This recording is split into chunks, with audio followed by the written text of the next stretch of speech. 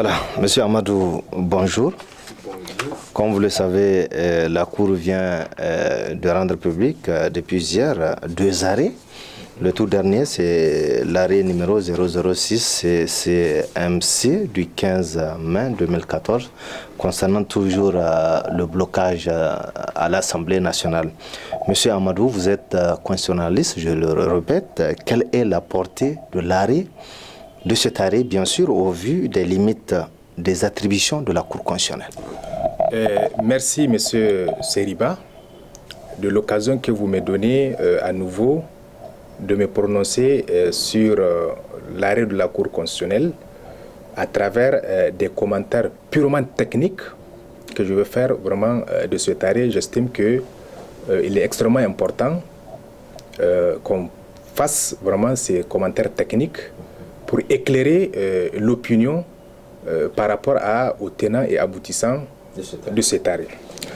Et comme vous l'avez dit, j'ai vu l'arrêt numéro 006 du 15 mai 2014, à travers lequel la Cour constitutionnelle a donné purement et simplement des injonctions, pour ne pas dire des sommations, au président de l'Assemblée nationale et au président du groupe parlementaire et par rapport à l'élection qui est en train de se passer. Donc pour répondre à votre question, j'allais dire que nulle part dans la Constitution, en ce qui concerne les attributions de la Cour constitutionnelle et dans la loi organique relative donc à cette même juridiction, il est donné le pouvoir à la Cour constitutionnelle de donner des injonctions aux personnalités dans le cadre, si vous voulez, de l'exercice de ces attributions, même si la Cour constitutionnelle a invoqué les dispositions de l'article 120 de la Constitution, où elle dit que la Cour constitutionnelle est compétente en matière constitutionnelle et électorale. Ce qu'il faut rappeler d'abord, cet arrêt de la Cour constitutionnelle du Niger s'est fondé sur la décision DCC 078 du 12 mai 2003 de la Cour constitutionnelle du Bénin, à travers laquelle décision la Cour constitutionnelle du Bénin, qui est organe régulateur du fonctionnement régulier du pouvoir public, conformément à l'article 114 du Bénin. Et pour le cas du Niger, la Cour constitutionnelle a interprété l'article 120 pour dire que sur la base de cette disposition donc de la Constitution, elle a un organe régulateur du fonctionnement régulier du pouvoir public. Soit, si bien que dans notre Constitution, l'article 46 de la Constitution dit que le président de la République assure le fonctionnement régulier du pouvoir public et la continuité de l'État. De façon générale, dans la doctrine, effectivement, comme attribution de la juridiction constitutionnelle, on dit qu'elle est l'organe régulateur du fonctionnement régulier du pouvoir public et la continuité de l'État. Mais il y a des pays dans lesquels leur constitution donne expressément cette compétence à la Cour constitutionnelle. Pour notre cas, de façon expresse dans la Constitution, il ne ressort pas, mais la Cour a fait une interprétation de l'esprit de la Constitution. Je pense qu'à ce niveau, il n'y a pas de problème. Mais ce qu'il faut relever, aujourd'hui, j'avais dit que cet arrêt 006 est fondé sur l'arrêt de la Cour constitutionnelle du Bénin de 2003, où dans la même situation, la Cour a eu à prendre une décision à travers laquelle, effectivement, elle a donné des injonctions à la doyenne d'âge par rapport à la mise en place du bureau. Et aujourd'hui, les doctrinaires le savent très bien, l'une des principales critiques qui est adressée par la doctrine constitutionnaliste à la Cour constitutionnelle du Bénin, c'est effectivement le fait que la Cour constitutionnelle en fait trop en donnant des injonctions aux personnalités, ce qui ne ressort nulle part de ses attributions constitutionnelles et organiques. Et aujourd'hui, il faut le relever, après plus de 23 ans que la démocratie est installée au Bénin, la Cour constitutionnelle du Bénin fait la fierté du peuple béninois, tout simplement parce que cette juridiction, et de l'Afrique, effectivement, tout simplement cette juridiction c'est surtout illustré dans la protection des droits fondamentaux des citoyens béninois et de la protection de leur liberté publique, si bien qu'elle intervient effectivement dans la régulation des conflits d'attribution entre les différentes institutions de l'État. Mais je pense que la Cour est parvenue en tout cas à s'imposer à travers le temps. C'est vrai, comparaison n'est pas raison. Le juge constitutionnel nigérien pense qu'aujourd'hui, il faut peut-être passer à la vitesse de croisière pour, dans le cadre de la régulation du fonctionnement de l'Assemblée nationale précisément, il faut prendre un arrêt où il faut donner des injonctions au président de la Cour constitutionnelle, au président de l'Assemblée nationale. Lorsqu'il ne s'exécuterait pas, la Cour serait amenée à constater la vacance de son pouvoir. Et ce qu'il faut dire, il faut peut-être revenir à l'arrêt 004. Parce que nulle part dans l'arrêt 004, qui est lui-même ambigu, il est ressorti que le processus d'élection des 2 membres restants de la Cour constitutionnelle est annulé. Et par conséquent, il fallait reprendre avec le principe de la liberté de candidature qui est reconnue à chaque député membre d'un groupe parlementaire.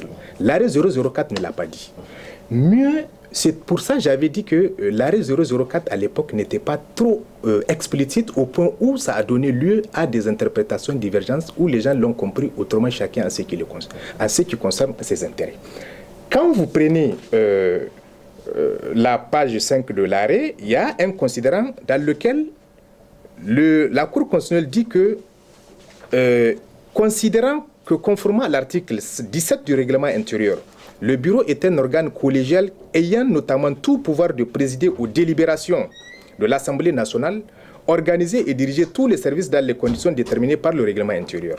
Et qu'ainsi, il est un organe important dans le fonctionnement de l'Assemblée, que le scrutin ayant pour objet l'élection des membres du bureau doit, une fois commencé, se poursuivre jusqu'à son terme. Est-ce qu'il s'agit de l'élection qui est déjà commencée avant la saisine de la Cour constitutionnelle, qui est déjà commencée, qui doit se poursuivre jusqu'à son terme, ou bien, à partir de l'intervention de l'arrêt 004, la Cour constitutionnelle a sous-entendu annuler, mettre un terme au processus électoral et qu'il fallait reprendre tout le processus. Je pense que si cette question de fond n'a pas été tranchée par la Cour constitutionnelle, et ma foi, nulle part il est dit que le processus doit reprendre en recevant la candidature, des nouvelles candidatures. Je pense qu'à ce niveau, il y a véritablement un problème. La Cour qui pense qu'il est organe régulateur du fonctionnement régulier n'a pas réglé ce problème. Il aurait dû régler ce problème en amont ou de façon expresse pour dire que le processus, vraiment le processus doit reprendre et le processus doit vraiment reprendre. En ce temps-là, si le président de l'Assemblée nationale et les 2 présidents du groupe parlementaire concernés par la question refusent de recevoir la candidature, des nouvelles candidatures, dans ce cas, il serait dans la position de refus d'obtempérer à un arrêt vraiment de la Cour constitutionnelle. Et mieux, je disais tout à l'heure que l'arrêt 006 de la Cour constitutionnelle du Niger s'est fondé sur l'arrêt de 2003, donc l'arrêt 078 du 12 mai 2003 de la Cour constitutionnelle du Bénin. Et il faut le rappeler, puisqu'on ne peut pas s'empêcher de faire du droit comparé. Et déjà, en 1997, c'est le président de la Cour de l'Assemblée nationale du Bénin lui-même qui avait saisi la Cour constitutionnelle pour lui demander d'interpréter une disposition du règlement intérieur.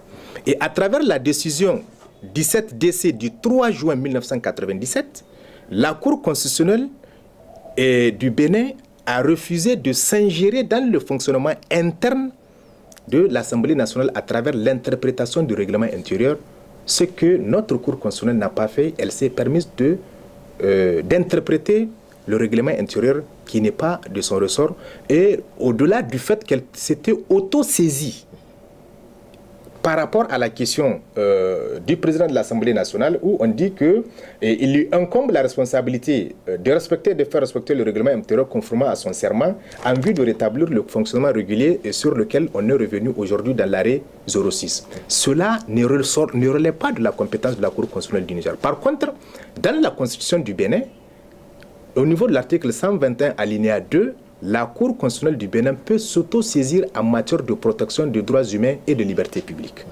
Donc je pense qu'à ce niveau, il faut relever que, et toujours dans l'arrêt 004, que la Cour constitutionnelle elle-même a relevé que le bureau composé de 11 membres élus sur le 13 ne reflète pas la configuration du bureau de l'Assemblée nationale. Ce qu'elle-même, elle n'a pas respecté dans l'arrêt 006, elle a méconnu l'autorité de la chose jugée attachée à sa propre décision. Si dans l'arrêt 004, on dit que les 11 membres élus ne reflètent pas la configuration du bureau, par conséquent, dans l'arrêt 06, on ne va pas l'autoriser à continuer, puisqu'on dit qu'en cas de refus d'obtempérer, immédiatement à l'arrêt, constatant la violation de la Constitution de poursuite du blocage dans le fonctionnement de l'Assemblée, il sera procédé à la mise en œuvre de dispositions de l'article 89 alinéa 6 de la Constitution relative à la vacance de la présidence de la République, de l'Assemblée nationale, qui dans ce cas, les membres du bureau élus continuent l'élection des membres manquants en vertu.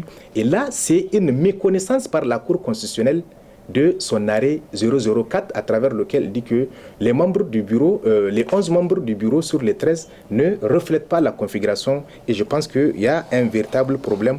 C'est vrai, la Cour peut opérer des revirements jurisprudentiels, mais aujourd'hui, à travers ça, on ne sent pas, on ne perçoit pas quelle est la politique jurisprudentielle que la Cour constitutionnelle du Niger est en train de vouloir mettre en place, et surtout qu'il faut relever que les décisions de la Cour constitutionnelle doivent être pédagogiques pour les citoyens.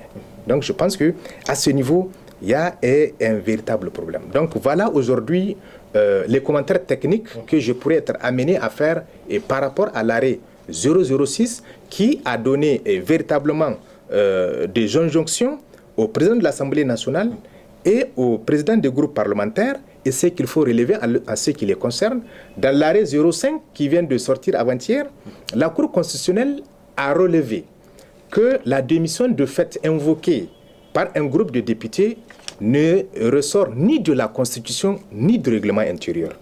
Et ici, dans l'arrêt 006, la Cour constitutionnelle dit que les présidents des groupes parlementaires concernés par les deux postes, qui sont chargés de déposer les candidatures conformément à l'article 13 du règlement intérieur de l'Assemblée, n'ont toujours rien entrepris dans le sens de se conformer à l'arrêt de la Cour constitutionnelle et par conséquent ont violé les articles 117 alinéa 2 et 134 alinéa 2. Dit que les articles... non, c'est pas à ce niveau. Dit que les articles 120 alinéa 1 et 126 alinéa de la Constitution confèrent à la Cour constitutionnelle un rôle de régulation du fonctionnement des institutions et des pouvoirs publics. À ce titre, elle est fondée à prendre toute mesure tendant à prévenir toute paralysie, dit que le président de l'Assemblée nationale est tenu de convoquer l'Assemblée nationale pour la reprise des travaux et poursuivre sans discontinuer l'élection des deux membres du bureau restant dès notification du présent arrêt. Et en ce qui concerne, tout à l'heure, je parlais des présidents des groupes parlementaires, voilà, dit que tout refus persistant de la part des présidents des groupes parlementaires concernés de déposer des candidatures aux postes vacants est considéré comme une renonciation temporaire à leur droit d'occuper les postes qui leur reviennent conformément à l'article 80. Ça, c'est un jeu de mots. En fait, la Cour constitutionnelle est revenue autrement pour reconnaître la démission de fait de ces présidents des groupes parlementaires. Pourtant, dans l'arrêt 05, quand il a été évoqué la question de la démission de fait des 13 députés dissidents, et la Cour constitutionnelle a dit que non, la démission, elle est expresse. Il n'y a pas de démission de fait ni dans la Constitution, ni dans le règlement intérieur. Pourtant, à travers ce terme, renonciation temporaire d'occuper leur poste, ce n'est rien d'autre qu'une démission de fait. Et de l'autre côté, puisqu'elle dit que par conséquent, les autres membres du bureau élus doivent assurer le fonctionnement régulier de l'Assemblée nationale. Donc voilà un peu de façon très succincte les quelques commentaires purement techniques que je pourrais être amené à faire vraiment par rapport à cet arrêt inédit qui fera date dans les annales en tout cas de la Cour constitutionnelle du Niger, où la Cour constitutionnelle effectivement a donné des injonctions vraiment au président de l'Assemblée nationale en outrepassant et ses compétences, il faut le dire, que... Justement, Amadou, par rapport à ça, le champ constitutionnel peut-il donc enfreindre à l'évolution démocratique de façon systématique dans notre pays? Je pense que les dispositions de l'article 117 de la Constitution sont très claires. Il faut rappeler que la justice est rendue sur le territoire national au nom du peuple et dans le respect strict de la règle de droit, ainsi que des droits et libertés de chaque citoyen. Et les décisions de justice s'imposent à tous, au pouvoir public comme aux citoyens. Elles ne peuvent être critiquées que par les voies autorisées, sous forme les preuves autorisées et par la loi, comme ce que nous sommes en train de faire, où nous sommes autorisés à faire des commentaires purement techniques, en tout cas des décisions de justice, en l'espèce de l'arrêt donc de la Cour constitutionnelle que nous sommes en train de faire. Donc la Cour constitutionnelle doit rendre ses décisions dans le respect strict de la règle de droit et des droits et libertés des citoyens. Donc aujourd'hui, moi je suis un passionné, un défenseur de la justice constitutionnelle, comme je l'ai dit. J'aurais bien aimé effectivement que la Cour constitutionnelle, dans son rôle d'organe régulateur de fonctionnement régulier du pouvoir public, qu'elle soit amenée en tout cas à rendre une telle décision. Mais je pense qu'aujourd'hui, cette décision serait incomprise de l'opinion, puisque aujourd'hui, l'opinion n'est pas au même niveau de culture démocratique, de la perception du rôle, de la mission de la justice constitutionnelle dans notre pays. Et sous d'autres cieux, parce que, comme je l'ai dit aujourd'hui, l'une des critiques acerbes qui est adressée aujourd'hui à la Cour constitutionnelle du Bénin, qui a une grande expérience, en tout cas qui a pu asseoir une jurisprudence constante par rapport à certains grands problèmes, en tout cas phénomènes de société. Et malgré tout, aujourd'hui, la Cour constitutionnelle du Bénin est sévèrement critiquée dans la doctrine constitutionnelle comme étant une Cour constitutionnelle qui en fait trop, qui outrepasse ses compétences, ses attributions constitutionnelles, et que de temps en temps, elle donne des injonctions et autres. Aujourd'hui, la Cour constitutionnelle du Niger a imité, a emboîté le pas à cette Cour constitutionnelle du Bénin qui fait la fierté du peuple béninois, comme je l'ai dit, surtout en ce qu'elle s'est illustrée dans la protection des droits fondamentaux du citoyen béninois et de ses libertés publiques. Voilà. Est-ce que ça enfreint la démocratie? Et bon, vous savez, la justice constitutionnelle, effectivement, défend ce qu'on appelle les principes démocratiques dans le cadre de la régulation du fonctionnement des pouvoirs publics. Effectivement, elle défend un certain nombre de principes démocratiques. Mais faudrait-il encore que le juge constitutionnel rende des décisions très claires qui ne donnent lieu à aucune interprétation tendancieuse, et je pense que c'est cela, la Cour constitutionnelle pourra effectivement avoir l'audience, la crédibilité nécessaire vraiment à son fonctionnement et à son rôle de régulateur du fonctionnement régulier et des pouvoirs publics et de la continuité et de l'État. Parce que si la Cour constitutionnelle s'arroge les attributions internes, en tout cas à l'Assemblée, dans le cadre de l'interprétation du règlement intérieur, ce que la Cour constitutionnelle du Bénin a toujours refusé, parce qu'une fois c'est même à la demande, comme je l'ai dit, dans l'arrêt de 97, et c'est à la demande du président de l'Assemblée nationale que la Cour constitutionnelle a refusé d'intervenir dans le fonctionnement interne de l'Assemblée nationale pour interpréter son règlement intérieur, ce que la Cour constitutionnelle du Niger a fait. La Cour constitutionnelle du Niger s'est autosaisie par rapport à une question qui ne lui a jamais été posée et sur laquelle maintenant, en tout cas réponse par rapport à laquelle elle est revenue dans son arrêt 06. Je pense que la Cour constitutionnelle a intérêt vraiment à ne pas être dans la mêlée. Et je pense que là, les décisions qu'elle aura à rendre, qu'elle plaise ou qu'elle déplaise à un camp ou à un autre, les gens seront obligés de respecter, d'admettre cette disposition. Amadou, est-ce qu'aujourd'hui la Cour a un pouvoir répressif? Non, la Cour n'a pas de pouvoir répressif. Ce n'est pas une juridiction de droit commun où elle peut juger et les choses, les personnes... qu'on a vu par rapport au président de l'Assemblée nationale, c'est comme si un peu... répressif. Oui, donc ici la répression, c'est que c'est la menace de de la constatation de la vacance de poste du président de l'Assemblée nationale conformément à l'article 89 alinéa 6. Aujourd'hui, c'est pour ça que j'ai dit que le président de l'Assemblée nationale a reçu des injonctions de la part de la Cour constitutionnelle alors qu'elle n'en a pas les attributions. Il est sommé dès notification de l'arrêt du MONS, de convoquer l'Assemblée nationale et de poursuivre les élections sans discontinuité et des deux membres restants. Et maintenant, comme je l'ai dit, ça veut dire qu'implicitement, la Cour constitutionnelle a interrompu le processus électoral qui avait commencé avant sa saisine, et ça sous-entend que des nouvelles candidatures seront reçues par les groupes parlementaires, et maintenant, au niveau interne, ils vont voir la situation, qu'est-ce qu'il faut faire, s'il faut passer, s'il y a plusieurs candidatures qu'il n'y a pas de consensus, il va falloir procéder à des élections internes au niveau du groupe parlementaire, comme dans l'arrêt 04 lui-même il a reconnu l'organisation interne des groupes parlementaires, pour que maintenant, conformément aux dispositions du règlement intérieur, 30 minutes avant le début du scrutin, que les candidatures, en tout cas la liste des candidatures, soit déposée par les présidents du groupe parlementaire auprès du président de l'Assemblée nationale. Donc ça suppose que la Cour, si bien que dans son arrêt 04, n'a pas annulé le processus électoral qui a commencé. Et aujourd'hui, à travers son arrêt 06, on comprend que le processus a été annulé implicitement, alors que nulle part dans l'arrêt, il ne ressortit. Voilà. Merci. Okay.